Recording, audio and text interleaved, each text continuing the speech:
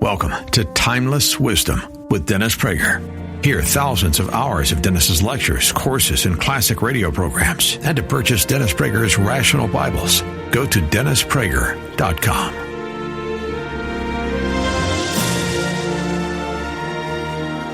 Teaching for about 20 years, ever since I taught at Brooklyn College at the City University of New York, just scholarly sorts of things, to all the courses that I've taught here in the 13 years that I've been in Los Angeles. Nothing is as difficult as a course on happiness. The reason is it can so easily descend into pap, cliche, pop psych, and feel-goodism, all of which I loathe. It was a very real gamble, and not only gamble, it was actually contrary to my nature to give the course last year. And I'd like to explain this. I'm almost asking your apology for giving this course, which is an odd thing to do, but I'd like to explain how this all happened. It shows that, you know, in a sense, for those who are very religiously inclined, we're in God's hands, and whatever we do, He has His plan, and for the rest of you, fate is just determines things or whatever. At any rate, a few years ago, about 3 years ago, I was asked by the Chabad rabbi at UCLA. While the Jews are a small people, we have quite a few, I wouldn't say denominations, but teams. That's probably the most accurate word, teams, within Judaism. And one of them, a form of Orthodox piety, is the Hasidim. At any rate, they are the liveliest of the Jews. You will very often find in a Reformed Jew's house a picture of a dancing Chassid, in fact, which is why I've often asked Hasidim, in the name of Jewish ecumenism, to have a picture of a dancing Reformed Jew in their house. But anyway, they're a lively group, and of the lively Hasidim, the most lively is Rabbi Shlomo Schwartz, the liveliest Jew since Abraham. And there isn't even a question about it. And he was the Chabad rabbi at UCLA, and as you know, they are our form of missionaries. They are Jewish missionaries to Jews, to get Jews who are totally uninvolved Jewishly to become involved. And no one does it better than Rabbi Schwartz, who gives me a call one day and says, "Dennis, I want you to speak at the Chabad house at UCLA. We want to use your name, which is known somewhat in the community, quite outside of Jewish circles, and to get kids who would never otherwise come to anything Jewish into Chabad house." So I said, fine, well, use my name, and I guess you want me to speak on something about Judaism. He said, oh, absolutely not, then they'll never show up. So I said, so what do you want me to speak on? He says, well, speak on happiness. I said, happiness? He said, yeah, happiness. I said, happiness is a serious problem. Excellent title. That has since become the name of the book, Happiness is a Serious Problem. From that route, the following happened. I gave a speech that night, which I worked on for a week in preparation. That speech was a great speech. I'm not saying it because I gave it. I tell you how I know it was a great speech. It's the only time in my life that I actually listened to my own speech after I gave one. To me, it is torture to hear me. Okay, you pay to hear me, I would be tortured to hear me. That's the way it is. You don't want to hear you, I don't want to hear me. And I certainly don't want to hear me 5 minutes after I gave it. I was so sure this was good that I actually listened to it. I called up a friend, and I listened, and I sat there laughing. I just enjoyed it so much. Anyway, that became the best-selling thing I ever put on tape. I then get a call 3 months later from Red Book magazine, one of its editors, tracks me down in Los Angeles through my old KTLA TV show. I never got a call at KTLA in all my years there. One call from the editor of Red Book. Are you Dennis Prager? Yes. I heard your tape on happiness.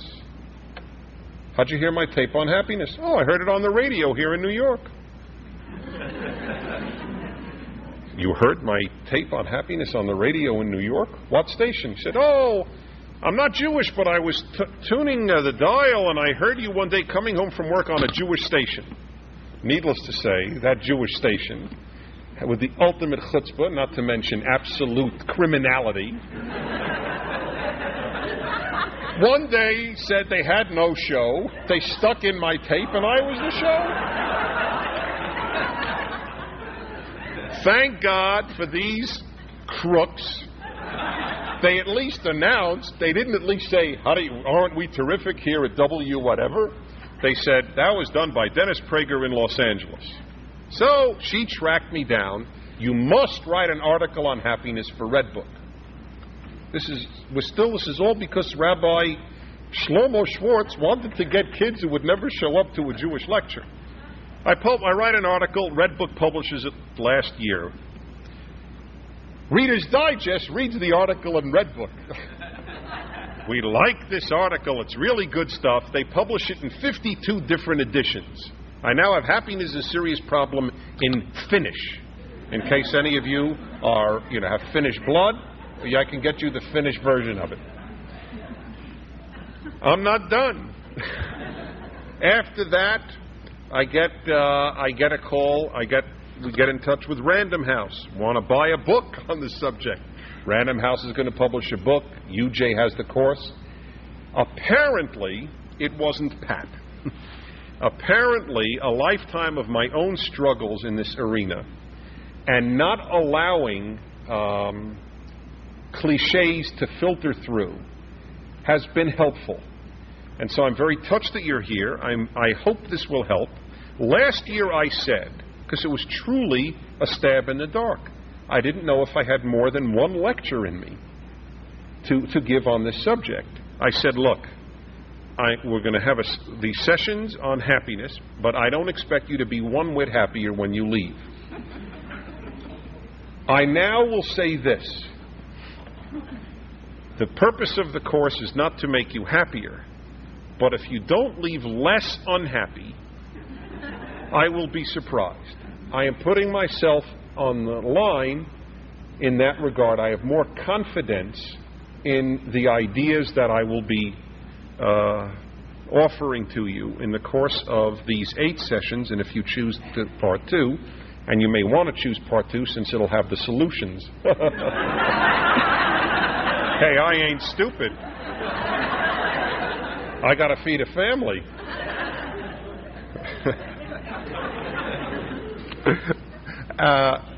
Part 1, and actually, in the first few weeks, I'm going to be delineating obstacles, and then we're going to spend a good deal of time delineating some solutions. Exactly what that means, you'll see. For the handful of you who took the course last year, there were, I think, last year 9 obstacles. I'm up to 16. This year, it is impossible to become happy. Last year, it was difficult. This year, it is absolutely impossible. By the way, the irony of life is I gave that talk on happiness during the saddest period of my own adult life.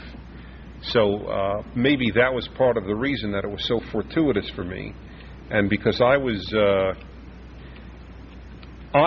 in other words, my theories have been tested to a certain extent. I mean, they have not been tested as someone who has lost a child has been tested. They have not been tested as someone who's been through a Holocaust or someone who has a terminal illness at a young age. But they've been tested. This stuff is not coming to you from a human being who has not gone through the mill. I have, as I suspect every one of you has. Anybody who hasn't wouldn't be here. And if you haven't had tragedy and sadness in your life, I feel for you. I do. I think that part of life is pain, and a life without pain is not worth living.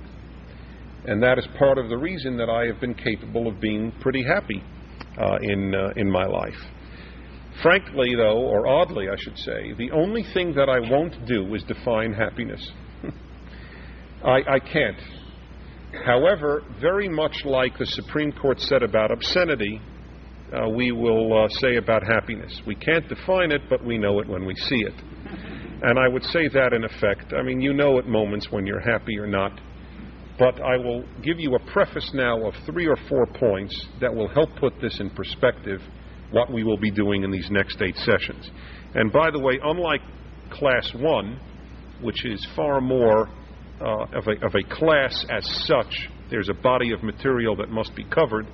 Here I will be allowing for more time for input from you because it's important to me, and B, it's important to you. This is not like, I have to teach you about George Washington and here's the body of material. So every time there will be this period for questions at the end and questions at the beginning of the session. Please write down when something hits you as a question, write it down. Because I can't take during the middle or I'll never get through anything. But I want you to ask then, and certainly a week later if things have happened to make you rethink anything you've heard, or if you want me to explain something again. Okay, I give everything in terms of numbers. Point 1, subsection 1, subheading of subsection 2, so it's easy to take notes and easy to follow, and easy for me to review later. It's also all being recorded. If you wish to have that at the end, that will be available. Okay, my first prefatory note is this course is not being given in the belief that every single person can be happy. But I do believe that every single person can be less unhappy than they are at that time. Okay, that is my belief. I am not so naive as to think everybody can go around, hey, am I happy? It's just not true. It's just not true. I saw, as I mentioned in the last class, what I think is the most important modern film that I know of, Crimes and Misdemeanors, Woody Allen's latest film last night. I was staggered at its importance. I beg you to see it. And I am not a great movie fan. I just think it is critical. But as one character, and this will not give away the plot because the character is tangential, committed suicide, said, I'm going through the window. He had had a miserable life. I appreciate that. I am not so naive as to think, well, if you just do the right things, you'll be happy. I think, though, that if one adopts certain attitudes and perspectives, there is no reason why you shouldn't be less unhappy. I believe that very deeply, and I am putting my actions where my thoughts are in giving this course. Number 2, the course is predicated on the assumption that happiness is, in fact, a very serious problem.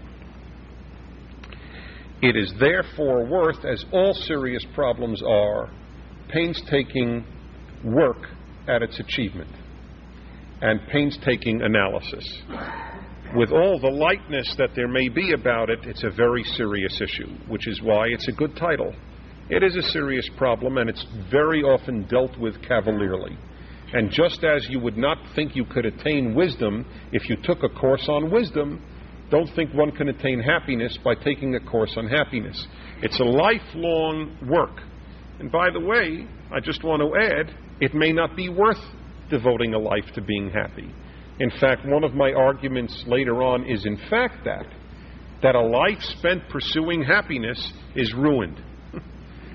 Happiness should be a byproduct and not a pursuit. And I will explain that later, but it's very important, especially in America, which has enshrined in its Declaration of Independence that people should have the right, and that's part of what life is, of pursuit of happiness. Number 3, my own aim in life is not to experience 10s. If 10 is ecstasy and 1 is depression, give me a life of 7s anytime. That is my motto. I prefer to be with people who are constantly 7 than those who were 10 and 4. People prefer to be with people who are 7s, and by and large, most people prefer to be at 7s. Not all. Some say, no way.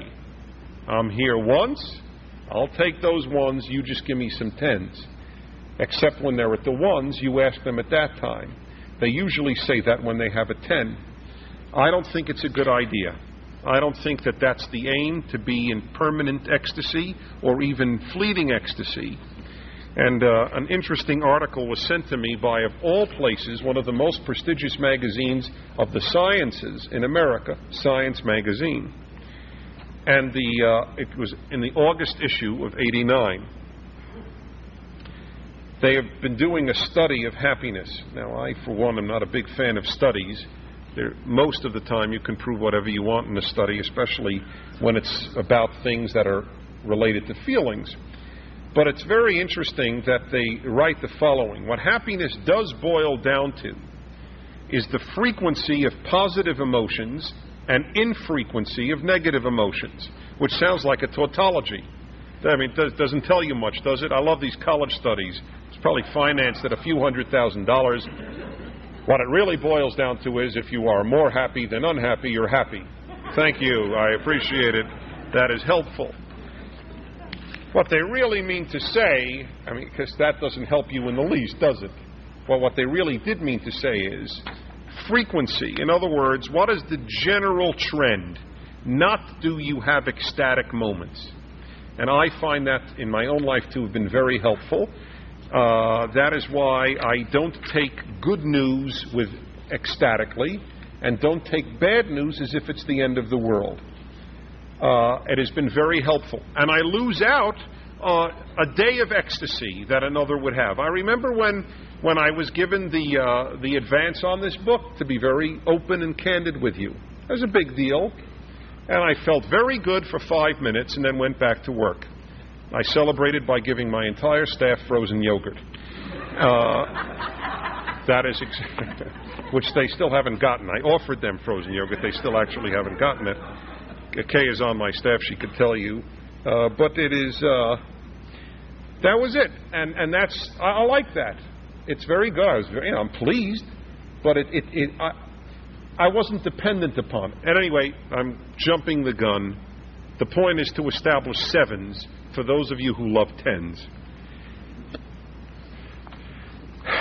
And fourth, most important, this course will appeal to your mind, not to your feelings. Because I believe that it is in the mind that happiness should emanate from in any event. Therefore, I admit at the outset, and some of you will not even like that I say this, but it is not meant, God forbid, as offensive to anyone. But in the traditional mode of understanding male-female differences, I admit at the outset it's a masculine perspective on happiness. I do. That may or may not appeal to you, but it is. I think it is helpful in that regard. I do believe that women are more in touch with feelings. I believe that is a wonderful thing. I also believe, like every wonderful thing in life, it comes with a price. By and large, people are not aware of the prices of wonderful things. But there is a price for being very in touch with your feelings. It's called going crazy.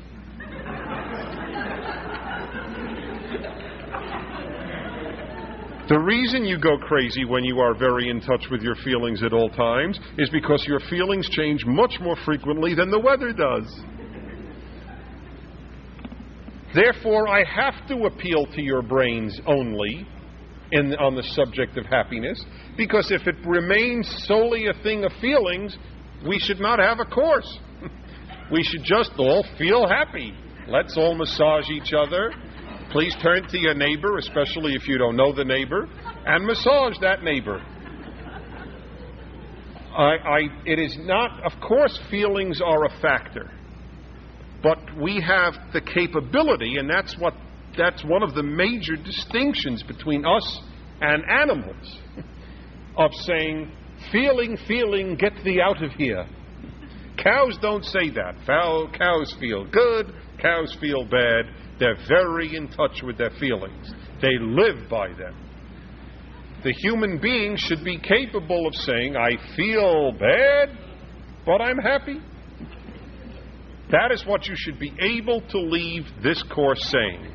My feelings tell me I am miserable and sad and depressed, and they're wrong. Okay?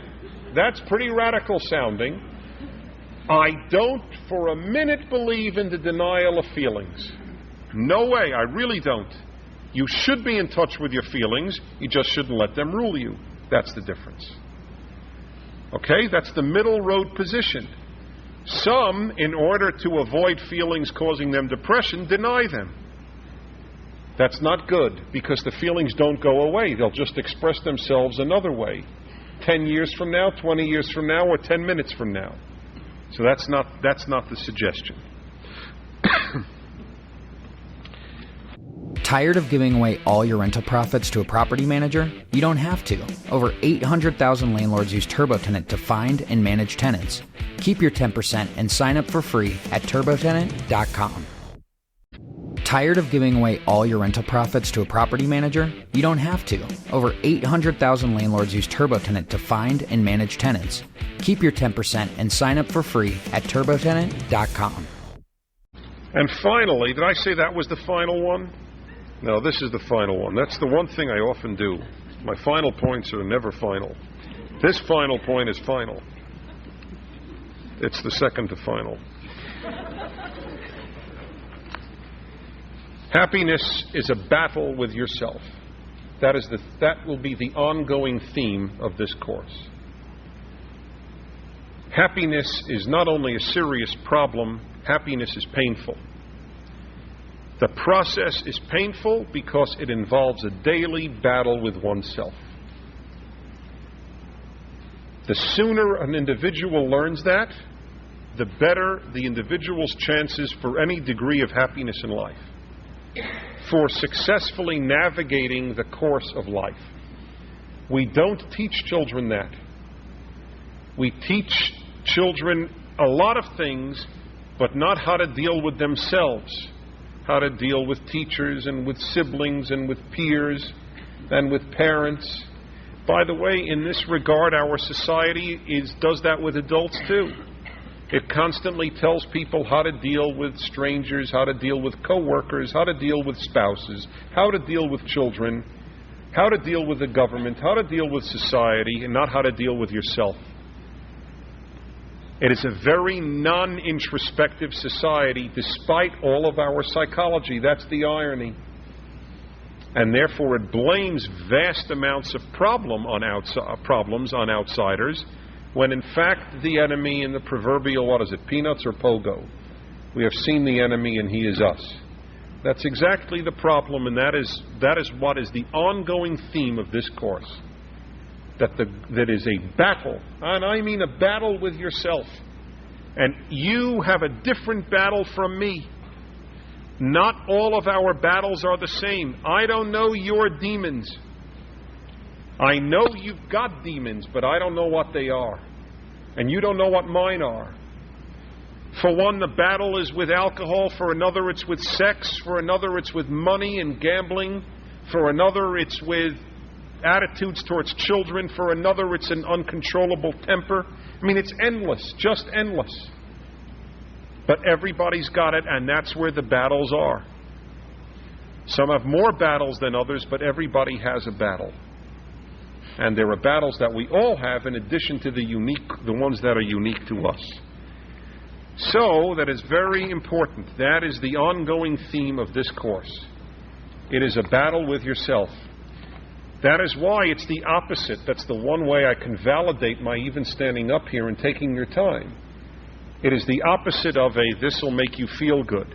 Some of it will make you feel bad, because it involves a deep sense of looking inward and blaming inward stuff. I would say to most unhappy people, why did you let yourself get unhappy? Not what made you unhappy. Why did you let yourself get unhappy?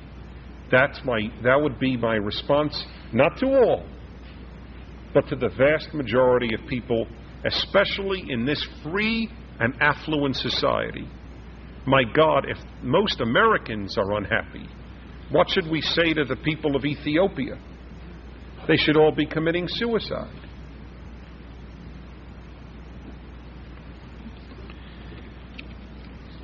My final point. We would not want to live in a world without these battles. And specifically, which I will not get into now, men have a specific battle and women have a specific battle owing to a difference in their natures that I will discuss. And the irony of these battles is that is what makes us what we are. Let us say you are intrinsically selfish, and you have to battle selfishness. I think most of us do. You might be tempted to say, I wish I had no selfish nature. But if you had no selfishness in your nature, you wouldn't be you. You wouldn't be human, and you wouldn't be you. That which makes you human, and for that matter, even lovable, are your fights. If I could ask one question of a person upon meeting, I would say, what are your greatest fights with yourself? I will learn so much about a person. If any of you are single, and I am a big believer in interviewing people on a date. When I was single, that was something I didn't call it an interview, and I didn't bring a recorder, and I didn't take notes. But I did not discuss movies or sports or other stuff that I could get off the radio. I would talk about life, and I would ask questions of the woman I was on a date with. I wanted to know whom I was with. And if I had the insight then that I have now, I don't say I wouldn't say, hi, I'm Dennis, and I'd like to know what are your battles with yourself. But I would say, by date 2 or 3, I would have popped the question, and that would have been the question. I think it tells you so much about whether a person is in touch with their nature. I think it tells you a great deal about what I value most in the human being, character. If there is a way to define character, I would put it this way. Character is chiseled out of our nature. Just like a sculptor has smooth stone and chisels out personality, the chiseling is a very painful process. I would say that our chiseling is our battle with our smooth stone, with our natures. And that is what makes a person lovable. I love to know what fights they have with themselves. It's what makes you endearing. And we have those battles. It's what makes you great. So much for the preface. I would like you now, it's the only time I think I'll ask you to do anything like this. I'd like you to do something that will be helpful at the end of the course, but particularly helpful 5 years from now. If you've got a pencil and pen or pen and paper, this is solely for you.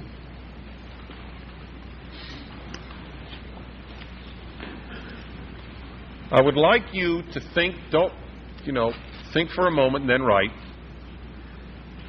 5 things, up to 5. If you have to write more than 5, you need much more than this course. But write up to 5 things that you believe would make you considerably happier than you are today. And I will tell you why I'm having you do it, but I'll just give you a minute to do this, as not to take too much time. This is valuable. I wish that I had been asked to make this list 15 years ago, 10 years ago.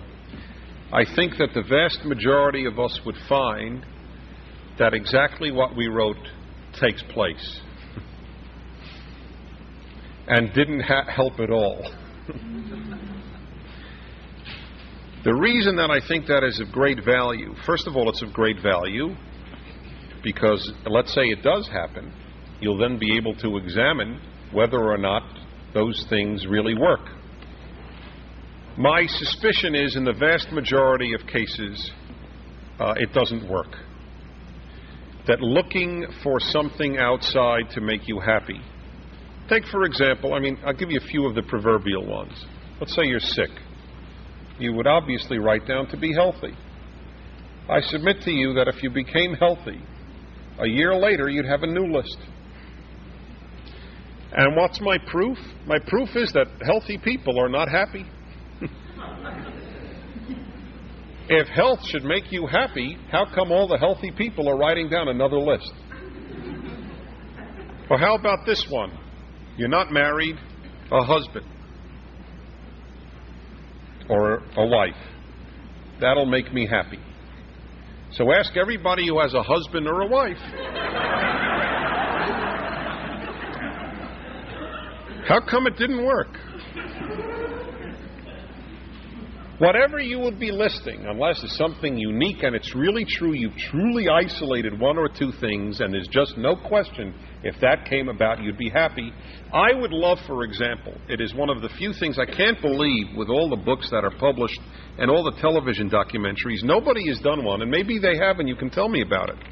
I'd love to see a psychological study of lottery winners. I would love to know if they're happier. Now, theoretically, anybody who's gone from janitor to multimillionaire, that should answer a lot of the things you put on your list. And I would be very curious to see if, in fact, that is. If so, then one would have to say there really is a direct correlation in most cases between money and happiness. I am not prepared to say it's not true. I think it's not true. but I am prepared to accept evidence to the contrary. But I think this is a very valuable lesson. By constantly thinking that something will happen to me that will bring me happiness, and focusing on that, I think that we make a terrible mistake in our lives. That is another reason that I believe that it is me having to deal with me that is the major issue in terms of happiness. I am structuring this course in the following manner. I'm going to delineate obstacles to happiness, and then we will deal with the obstacles to happiness. True to my opening comments, the vast majority of obstacles are internal. Not all, but the vast majority. After you hear this list, you will wonder how anybody can ever be happy. You will, because in every instance you will agree, God, that is right, that is really an obstacle. But if in fact we do agree to that and then can deal with them, I think that is a tremendous help towards having clarity with regard to happiness. Oh yes, my final point. Clarity. If I were offered by God the following choice, by God, not by Mephistopheles, but by God, the following choice, Prager, you can have happiness or clarity. Which do you take? I'll take clarity. I rather be clear. I rather know what is going on. I live once. It is more important to me to know what is happening. In a certain sense, I've skewed the question because I believe that clarity, if not bringing happiness, certainly helps immensely. I want to know, to me, the greatest source of unhappiness is being confused, not understanding what's happening. If I were on a sinking ship, I would probably, the first thing I'd ask is, why are we sinking? Not where are the lifeboats, which is probably wrong. You should first ask where are the lifeboats, then find out why you're sinking. But I want to know why I'm sinking. Let me give you a very serious example of this. The second book that I wrote, co-authored, is called Why the Jews? The Reason for Anti-Semitism. And it's very much part of my own philosophy of life that it was much more important to me to know why there has been all this hatred to Jews historically than to know all the details about it. Books about anti-Semitism never interested me that much, though I spent 7 years researching a book on this subject. I wanted to know why. I wanted clarity. That, to me, is the most important thing. And if I am unhappy, I am dying to know why. And when you find out why, there's the possibility of dealing with it, or at least know you can't deal with it. This is the way it is. I suspect I'm not alone in a desire to have clarity. That's why, even if you can't overcome these obstacles, just knowing them is a seriously positive step towards happiness. The first one is genes. Genes, not Jeans. My dear friends, you all know this to be true if you have children, especially if you have more than one, for a very simple reason. When all is said and done and you've taken all your abstract college courses which tell you about societal inducement and other wishful thinking courses that you take in graduate school, then when you have a child, all of a sudden, reality impinges. As one New York Times article recently said, PhD stands for piled high and deep. It was written by a PhD, and I myself have been to graduate school. Not all PhDs are, but a lot are, because it's very theoretical. And I remember being told about the power of environment to affect your happiness and well-being and attitudes and everything. Now, only a fool denies the power of environment, but it's not nearly as powerful as we tend to think in many areas. And one of those areas is the area of this course, happiness. And my proof to you, my dear friends, is children. Some children come into this world thrilled to arrive. Thank you for bringing me here. I've been looking forward. It's Mom and Dad, I don't know what to say. I'm just so happy to be here. The other 99% come out with their middle finger extended to humanity. You should all drop dead. I didn't want to come. I didn't ask to be here. You took me out of comfortable uterus. I was fed. I was warm. I liked it. I don't like this world, and I will make you pay for it. Okay? Anybody who has 2 kids marvels, just marvel. If you want to talk about controlled experiment, it is the vast majority of homes. Same socioeconomic conditions, same school, same geography, same room, same diet, same parents, same upbringing, same attitudes. I know that there are subtle differences, the older one and the younger one, etc., but my God, outside of a controlled laboratory rat experiment, I can't think of anything more controlled, especially than an intact home, which is the normal home. They watch the same things on TV, and they're totally different. One is miserable and continuous kvetch.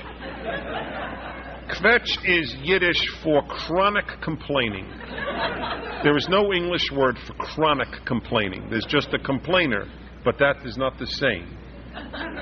It is the lowest form of humanity, the kvetch. It is. They're the hottest circle in Dante's Inferno after Nazis is kvetches. I believe that. Nothing drives me crazier. At any rate, let's be honest, we are born with predilections towards happiness. This drives one of my dearest friends. He is driven crazy by this. He is convinced that this is not true. It's a function of parents. Do they raise you with specifically, do they raise you with a good self-image or not? But not the way you're born. And to some people, this is painful news. I must tell you To me, it is great news. And I will explain why in a minute. If you truly understand this to be true, this should not be a major obstacle to your being happy. I mean, if you have a chemical imbalance, okay. But the vast majority of us don't have chemical imbalances towards happiness or unhappiness. But the world is composed of these two types of people. Of course, it's always been a riddle to me why they marry each other. It is one of the ongoing riddles of human nature. I totally understand why the moody marry the moodless. They're not stupid. They're moody, but they're not stupid. I understand. But why does the moodless marry the moody? That has always been a question. My theory is the moody hide it till the day they're married. That is my theory. Which, if there is any basis in truth at all, means you can control your moods when you really have to. Right? Did you ever notice, I love when couples have a terribly depressing battle and then company comes over. How is it, if we can't control our moods, that we are perfectly capable of being nice, rational, civil, happy-go-lucky, cheerful, kind and everything for hours while the company is there, and then revert to misery as soon as they leave? That is why I think that everybody should have a lot of company. That is one of my solutions to the problem of moodiness, company. Now, if you think that I am just basing this belief about genes being a factor, being one of these obstacles to happiness, just on what the common sense might suggest, let me read to you a report published in the New York Times, December 2nd, 1986. Tired of giving away all your rental profits to a property manager? You don't have to. Over 800,000 landlords use TurboTenant to find and manage tenants.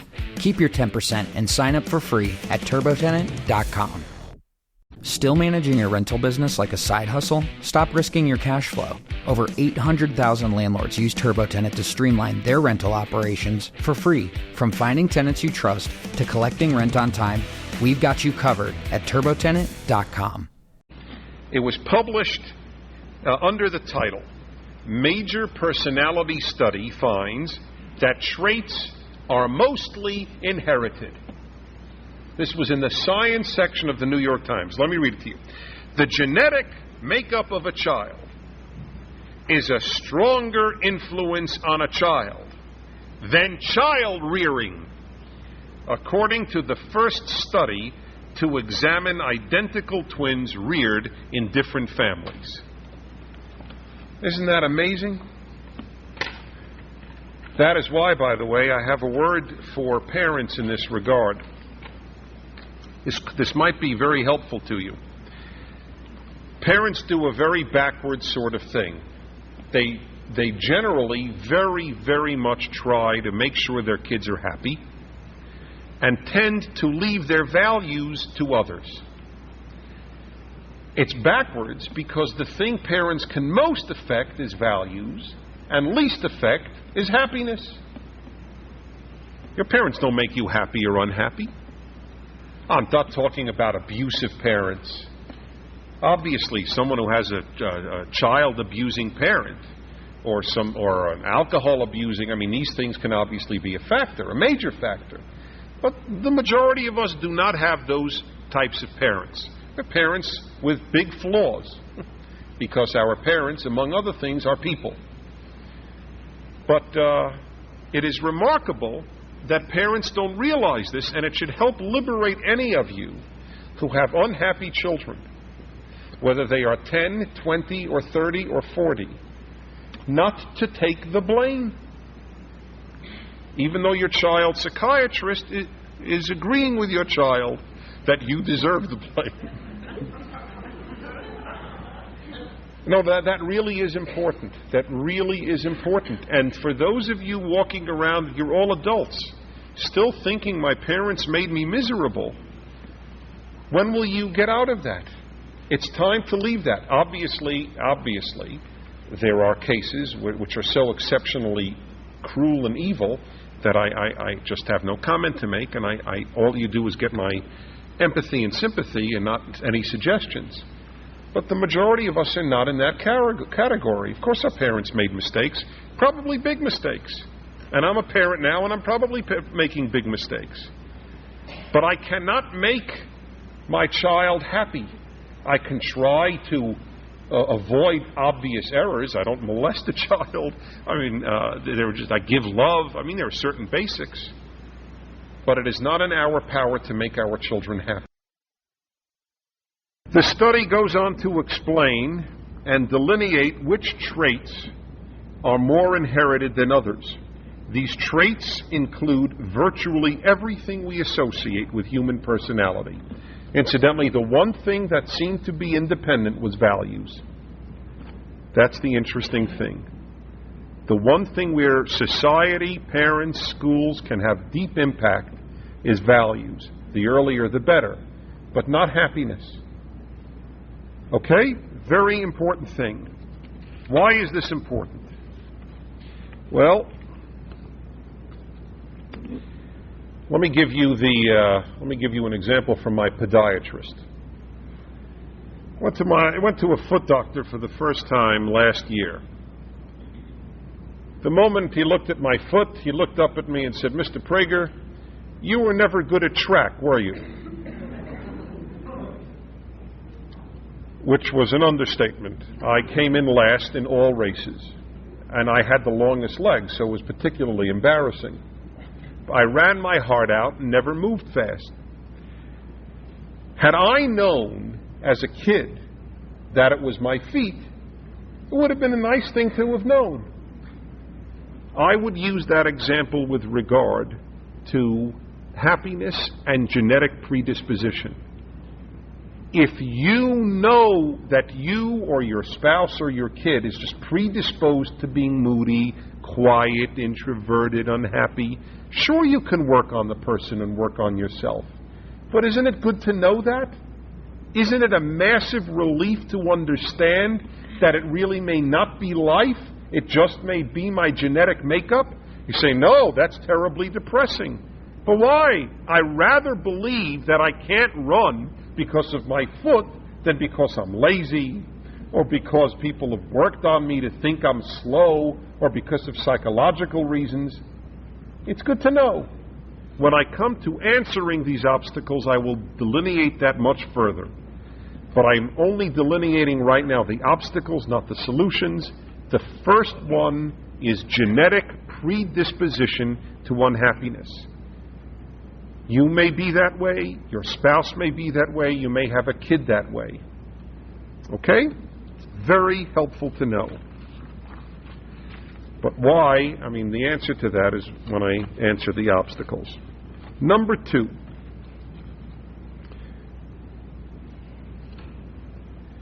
Human nature. The first one is genes, the second one is human nature, and they're not the same. Genes differ from individual to individual, human nature doesn't. Summarize it for you in a sentence: human nature conspires against your being happy. It does. I'll give you 4 examples. Example A, because remember we're in number 2, so this is A, not number 2. It would drive you crazy. Physical appetites. We have a great number of physical appetites. Food, sex, creature comforts, for example. Why does human nature conspire against our being happy? Give you a food example. It's the least emotionally charged. Body announces, body want cheesecake. Right? Happiness announces, happiness no want cheesecake. There is a classic battle between happiness and nature. Right? Your physical body makes demands which happiness preclude. You can fill the list as you want. We were not created, unfortunately, with body wants celery. It is not fair. That is not fair. In my theology class, I often raise the issue of theodicy, God's justice. It is not fair that God made cheesecake fattening and celery healthy. It isn't fair. It's a loaded dice, this world, and I agree with that. I have a lot of questions to ask God. That is one of them. The other major one is why he invented the mosquito. I think that there is absolutely no reason for it. I actually believe it was an error. I do. I think he was trying to make something else, and a mosquito came out. At any rate, this physical part of our nature is a terrible source of unhappiness. It keeps making demands.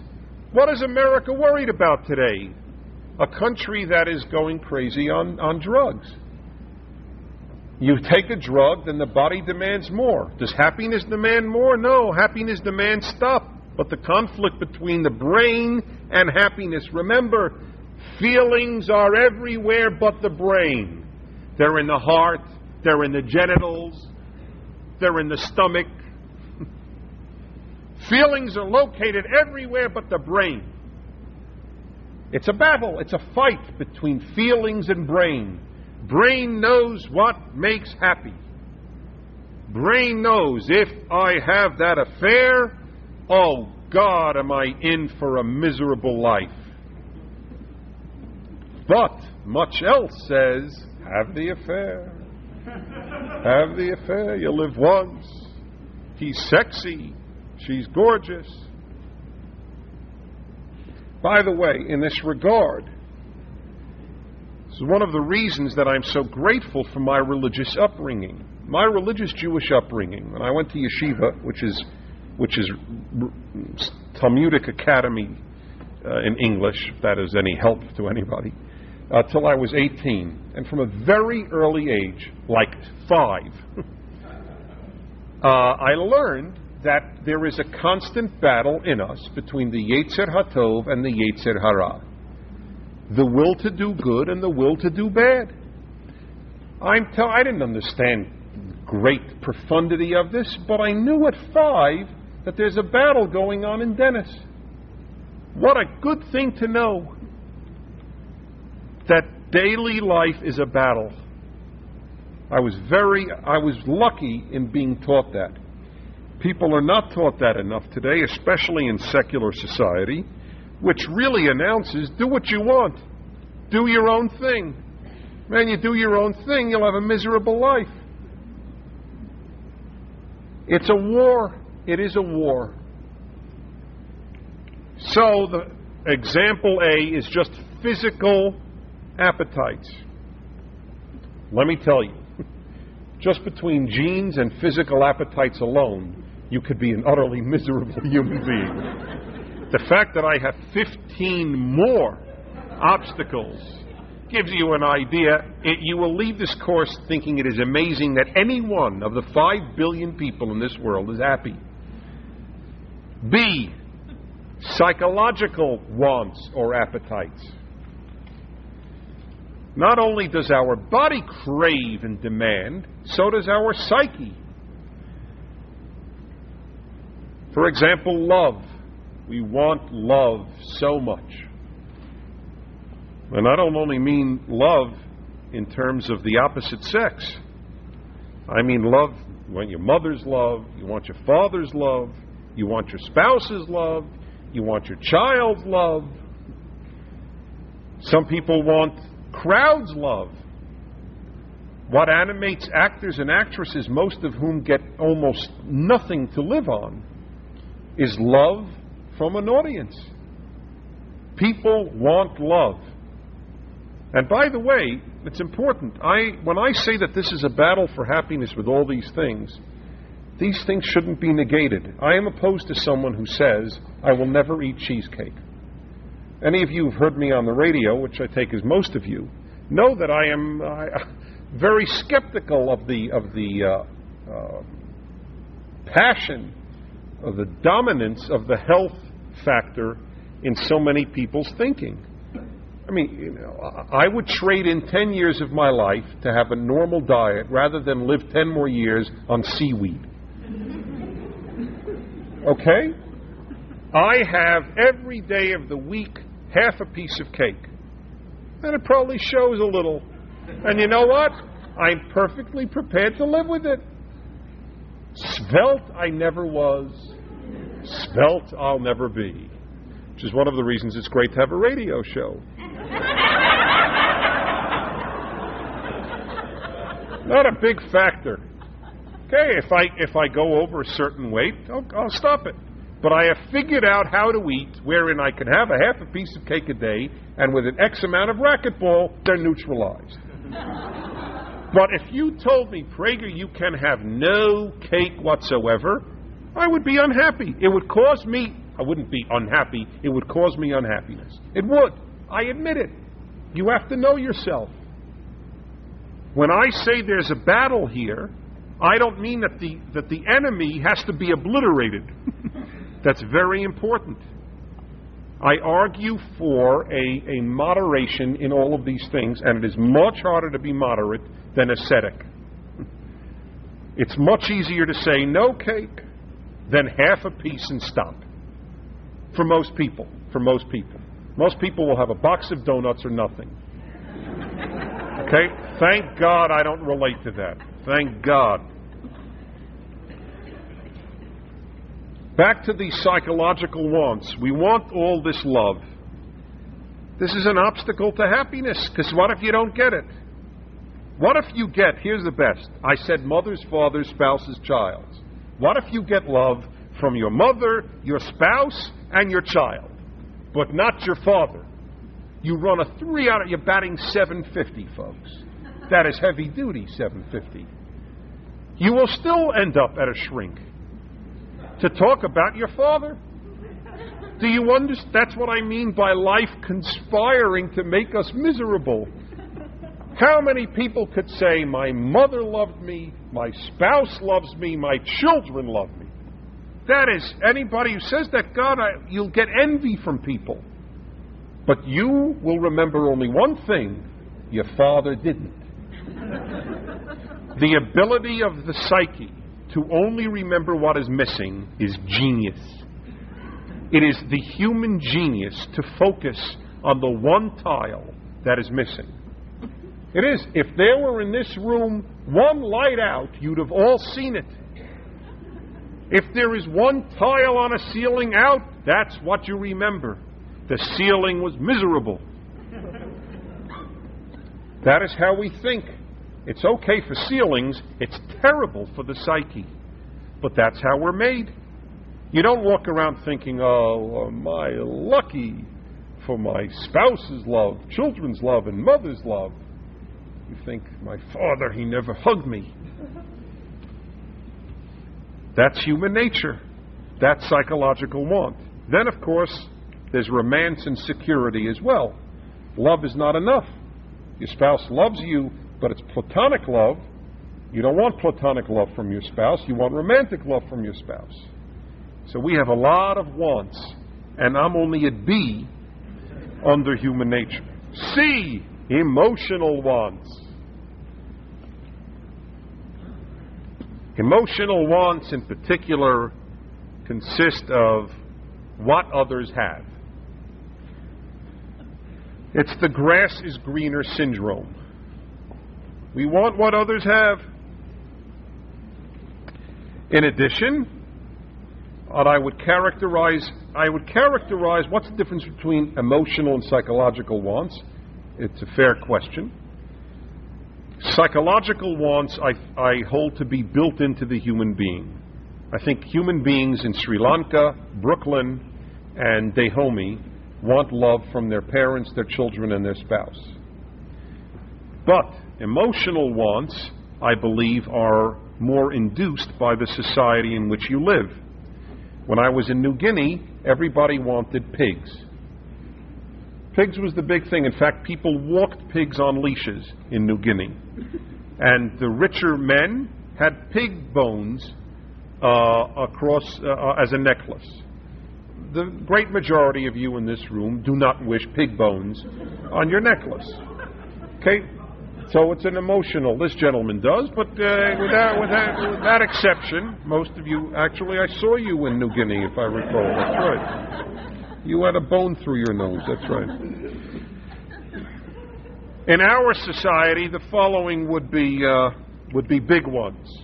To be happy, to be thin, to be rich, to be sexy and desirable, to be respected, to be bright.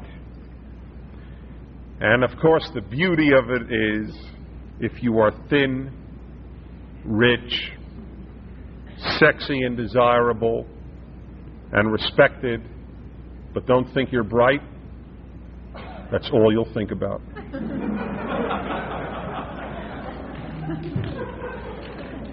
If you are rich, sexy, desirable, respected, bright, but not thin, that's all you'll think about.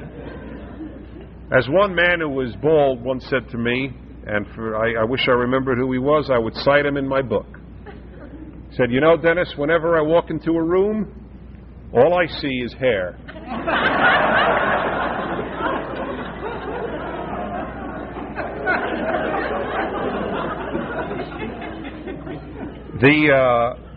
The greatness of that story is I have all my hair, and as a result, I don't even know if someone is balding. Do you know that actually if you asked me after I met 5 men for 2 hours which one was bald, under torture I would not get it right. Okay, now I may be different than most, but I don't really think so. I don't think that it is nearly, I know it is not nearly as big as the balding man thinks it is. That he looks in the mirror and sees skin, see the size of a volleyball. I am convinced of it. I am absolutely convinced of it. If you're fat, all you see are flat stomachs. That is all you notice in the world. If you have pimples, all you see is smooth skin. That is the way people function. And by the way, you don't even need to be fat or have pimples or be balding. It could be slightly, your nose is 1 millimeter curved in one direction, and all you see are straight noses. And when you look in the mirror, you see a ski slope. This is how we play tricks on ourselves. By concentrating on the one thing that we want that we don't have, even if we have all the others. I learned this best from my dear, dear, lifelong friend, Joseph Telushkin, with whom I wrote my first 2 books. Tired of giving away all your rental profits to a property manager? You don't have to. Over 800,000 landlords use TurboTenant to find and manage tenants.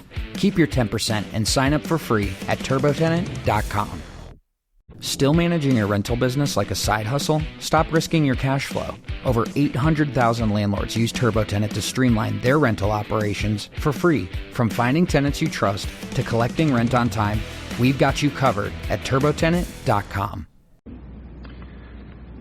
Joseph and I have been friends since second year in high school. And we were both single till our 30s, so we would often discuss dating, social life, etc., very intimately with each other. And the typical thing would be, I recall this very vividly, I would go out on a date, and I remember at the time when I was dating that one of the big things in me was to search for what is the most important trait in a woman. First I had to figure that out. The stupidest thing I could imagine. But I was stupid. Okay, I was stupid. But anyway, that was a very important thing. I had to figure out among the competing characteristics in women, which is the most important. So, after a date, I would make an earth-shattering conclusion about what is most important and call Joseph. And this is the way a typical evening would go. Joseph, tonight I realize what the most important thing is, looking for the right woman. And I would announce what it was. After 6 years of this drivel, The following, and I give you my word, this is exactly how it happened. The following occurred. I was on another date, and I said, Joseph, I realize tonight what's most important in a woman. He said, Dennis, don't tell me. I know what you'll say. I said, how do you know what I'll say? You don't even know who I went out with. I said, it doesn't matter. You're going to say whatever trait she didn't have. And he was right. That's exactly it. Instead of focusing on what she had, the one thing that she didn't have, since no one in the world has all traits, that was the most important trait. That is how people think. That is how people choose spouses. That is what people think with regard to children. The one trait your child doesn't have, that's the most important. The one trait your spouse doesn't have, that's how we make ourselves miserable. It is through these emotional wants and because of our, what I would call the missing panel in the ceiling syndrome that the human being has. And that is the way, I know men much better than women. And I know when guys are single for a very long period of time, I know exactly how they think, I know what they're looking for, and I know the whole thing. And this is so part of it. They're looking for the one who's missing nothing. To which I always cite the famous statement of, I don't remember who, I wish I did, I'd give him credit, who said, my whole life I was looking for the perfect woman. And I finally found her, but she rejected me because she was looking for the perfect man.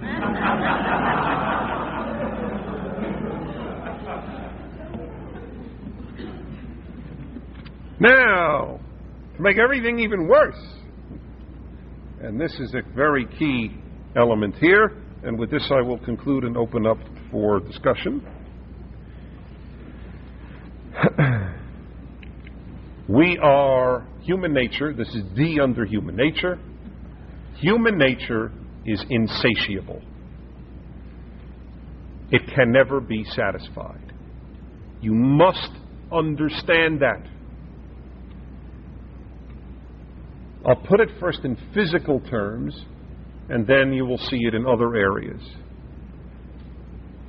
You have a very big meal. That doesn't satisfy you. It satisfies you for an hour or two. Nobody says, well, I had a really big meal last Wednesday, and that really satisfied me for the week. The reason you can't do that is because the body needs to constantly be replenished. If the body were satiated, you would starve to death. So that's understandable. Trouble is, it's not only the body that's never satiated, or the bodily needs. It's also the bodily wants, as opposed to needs, and it is also the psyche and emotions. They are never, ever satiated. Please understand that. It is among the most liberating realizations I have come to in my life. To know that if I am waiting to be satisfied in these areas, I will be waiting forever, and I will never, ever be content.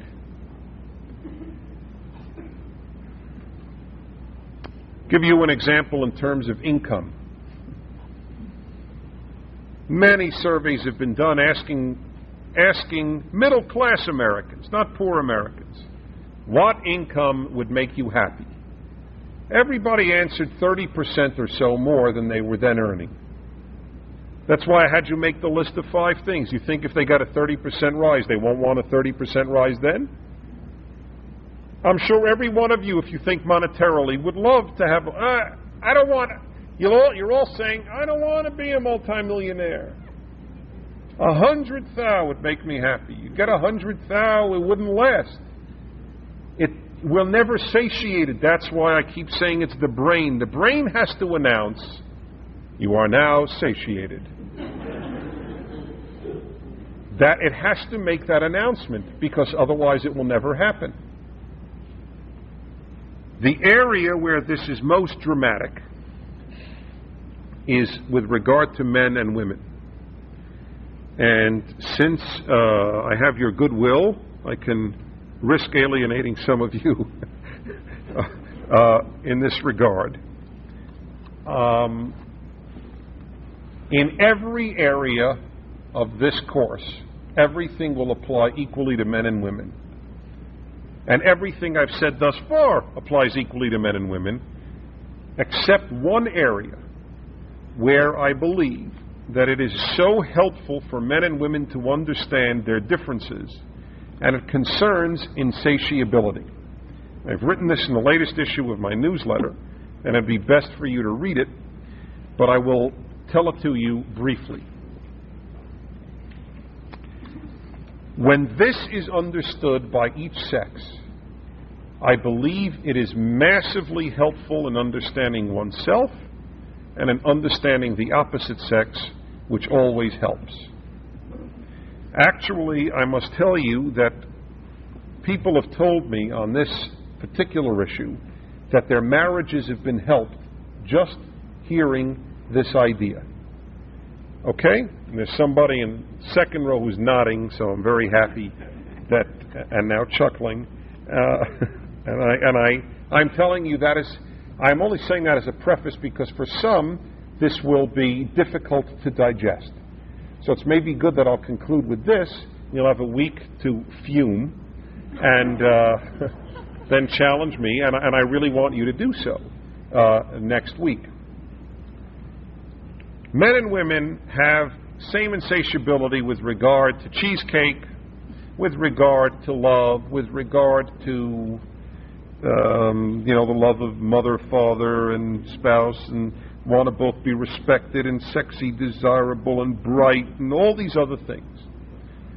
But there is one area for each sex where they're both insatiable, equally insatiable, but they are opposite areas, and therefore it is a cause of profound friction and also profound love between the sexes. And that is, with regard to men, it is sexual variety, and with regard to women, it is intimacy. Neither sex is nature. Nature, do you hear me? Neither sex's nature can be satiated in either of those areas. There is never a time where the normal male, I can't speak for every male ever invented, but where the normal male, and this is as true for gay men as it is for heterosexual men, which is proof that it is not societally induced, but it is natural. It is as true for gay men about male sexual partners as it is about heterosexual men regarding female sexual partners. There is never a time where in the normal man's life his nature announces, I have no more desire for any other sexual partner.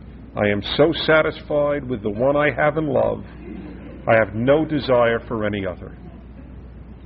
It never happens. It happens usually right after he dies. That is when it usually happens. It is actually dateable.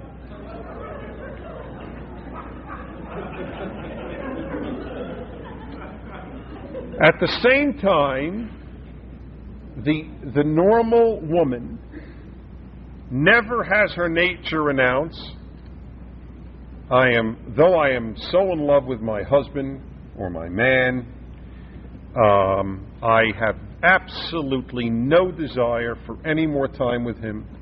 I'm perfectly satiated in the amount of intimacy we have. I don't want any more communication than we now have. No more time together or alone. No more cuddling than we now have. I am absolutely satisfied. Those words have never been uttered in the history of the female human being. They are so foreign, I don't even think a woman could say it without laughing. Now, what's interesting about this is these are recipes for enduring misery.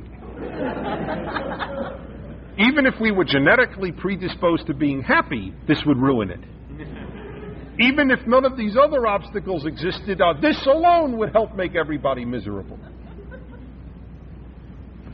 But here is one of the most important themes of this whole course. These tensions are terrific. They are what make for the vibrancy of life.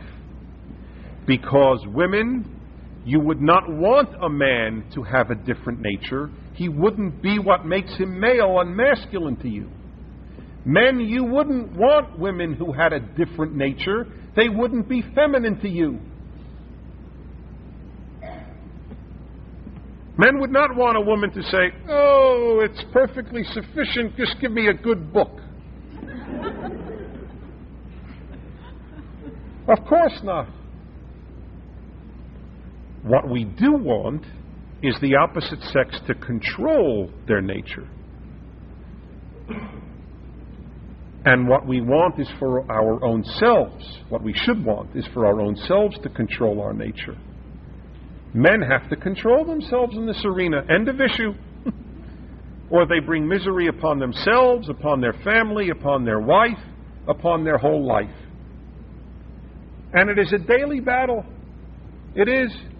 And it is a bigger battle in Southern California in the late 20th century than it was in medieval Holy Land. In the medieval Holy Land. There were no posters of women in bikinis in ancient Israel. There weren't. The women who you saw, if you were turned on by noses, then you got really turned on. Because that's all you saw to turn you on.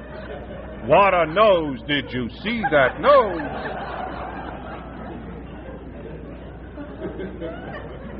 I remember when I was a kid, it's funny, just recurring to me now.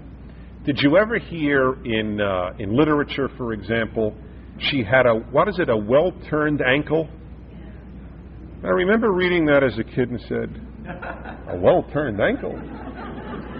Who the hell gets turned on by an ankle?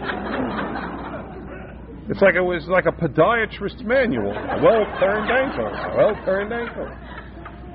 When all they saw of a woman was an ankle, the ankle was a turn-on. But as more became visible, the ankle receded in its power to elicit erotic responses.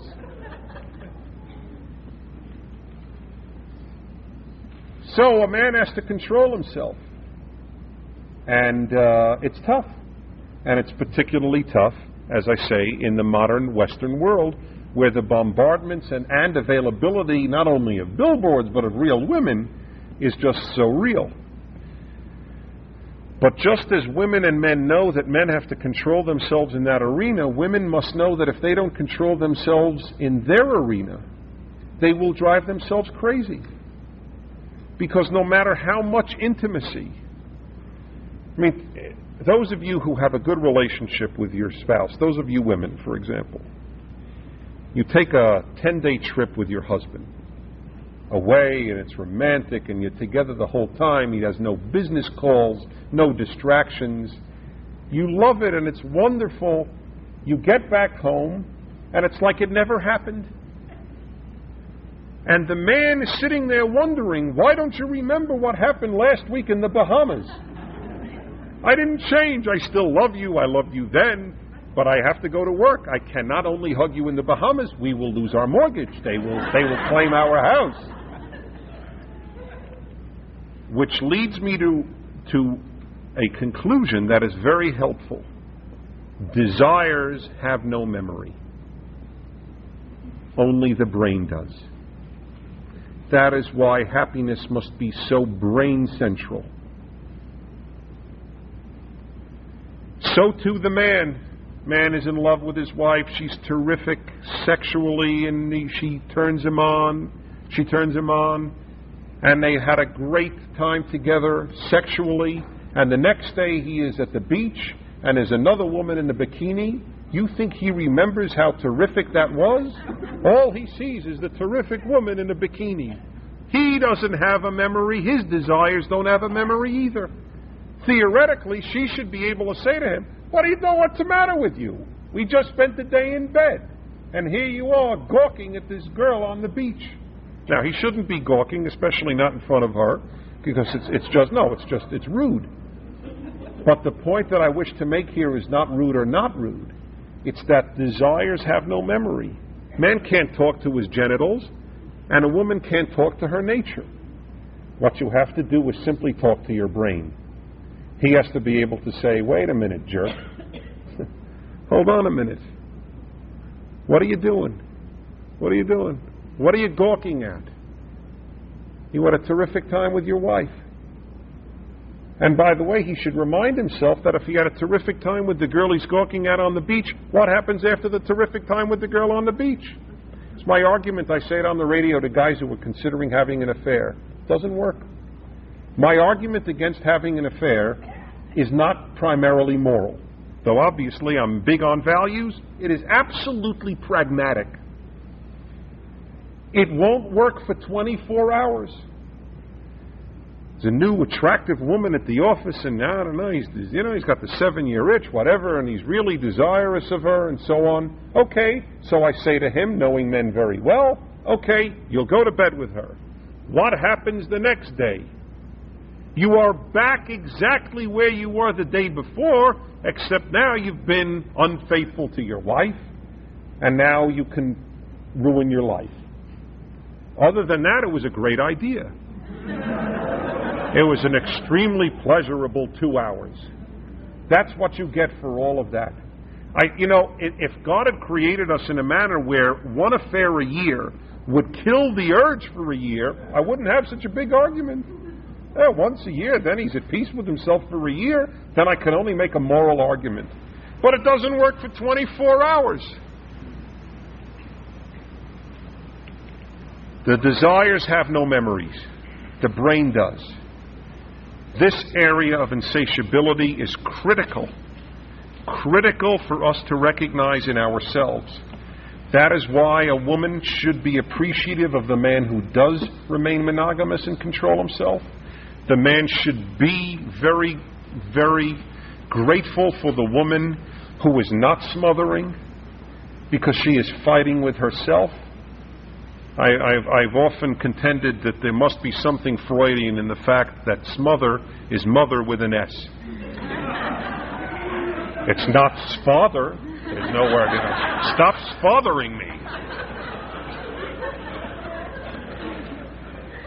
All right, I will continue on these themes next week. I did not have enough time today for questions. Please jot any you might have. One final word. You might want... This has been Timeless Wisdom with Dennis Prager. Visit DennisPrager.com for thousands of hours of Dennis's lectures, courses, and classic radio programs, and to purchase Dennis Prager's Rational Bibles.